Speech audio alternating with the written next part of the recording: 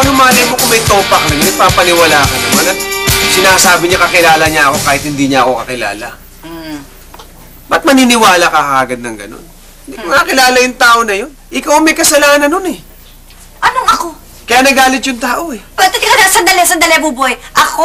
Bakit ako? Ako na naman? Oh, ikaw. Kailan ko ba? Binugbog niyo po yung tao. Yun yung taong yun. Yun yung nagkakalat ng droga dito. Oh. Sandali. Oy, Mr. Magtanggol. Linawin mo ang dialogue mo sa akin. Ano? Paano mo naman nalaman na pusher yung taong yon? Sige, explain mo nga yan sa akin. Bago ka lumabas, tinanong ko siya. Sinabi niya sa akin. Ganun kasimple, no? Casual, di ba? Pagkalabas na tinanong mo, simple lang, ano? So, ano ngayon ang connection ko dyan sa Elvis na yan na akong pinag-iinitan niya? Parang gustong ako pang awayin niya. Right question. Ang galing. Yung taong yun, bata yun ni Elvis. Yung binugbog ko? Oo, yung nagkakalat ng droga. Kaya naggalit si Elvis. Nasira ngayon yung ano niya, yung kanyang negosyo. Hep! Sandali. Okay. Kaya nagagalit si Elvis. Ganun ba yon? Pati sa akin. Di ba? Sakto. Pero ba't ikaw ang tinututukan ng baril? Ang katotohanan doon, akala niya pulis pa rin ako. Kaya tinututukan ako. Hindi niya alam na wala na ako sa serbisyo. Kaya naman, Buboy, tuwan-tuwa naman ako sa'yo. Yun naman ang totoo niyan eh. Ikaw naman eh. Siyempre, I have to give it to you. Biro mo, 4? Iba ang asawa ko. Ang galing! Bug! Tumbala, di ba? Iba ka. You're the best.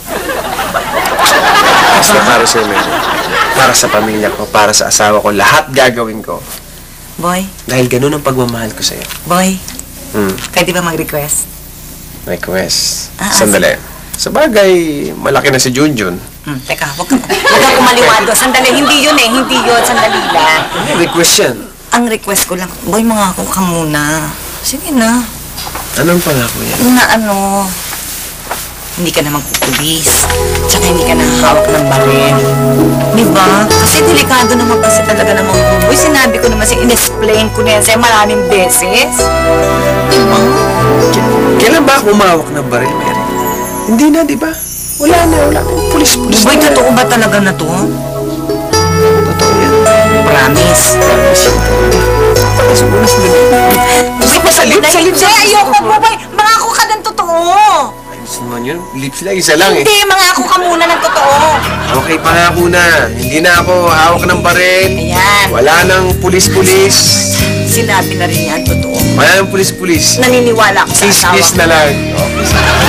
Boy, totoo ba talaga? Sandali, list to list. Dito. Gusto mo na dito. Yan, sa ang massage mo na rin. Massage mo ba yan eh? Yung kiss na wala eh. Sakit dito, oh.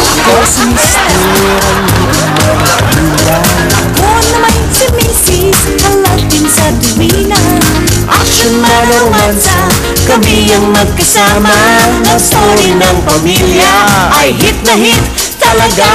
Hidden si Mr. Ida rin si Mrs.